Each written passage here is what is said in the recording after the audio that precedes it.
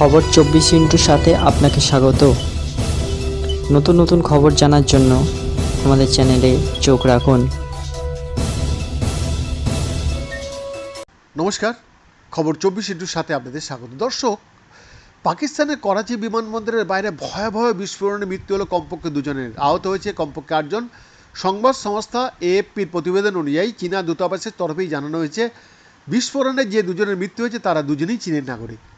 আহতদের মধ্যেও একজন চীনের নাগরিক আছেন। পাকিস্তানের কাসিম বন্দরে চীনের টাকায় যে বিদ্যুৎ প্রকল্প চলছে তাতে যুক্ত লোকেদের কনভয়ে হামলা চালানো হয়েছে। ইতিমধ্যেই সেই বিস্ফোরণের দায় স্বীকার করে নিয়েছেন বালোচ লিবারেশন আর্মি, যে গোষ্ঠী বালুচিস্তানকে স্থায়িত্ব শাসনের অধিকার প্রদানের দাবি তুলে সামনে নিয়ে আসছে লড়াই। আর মাঝে মধ্যেই চীনা নাগরিকদের টার্গেট করে থাকে তারা।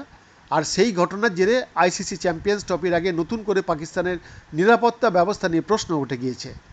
করাচিতেও ম্যাচ আছে, আর যে বিমানবন্দরের বাইরে রবিবার রাতেই বিস্ফোরণ ঘটেছে সেই এয়ারপোর্টে বা সেই এয়ারপোর্ট দিয়েই খেলোয়াড়রা ওখানে নিশ্চয়ই আসতেন। বিশেষত রবিবার রাত 11 নাগাদ যে বিস্ফোরণ ঘটেছে সেটার তীব্রতা যথেষ্ট বেশি ছিল। ভিডিও দেখা গিয়েছে যে দাউ দাউ করে জ্বলছে একাধিক গাড়ি, আর তা থেকে গলগল করে বেরোচ্ছে ধোঁয়া।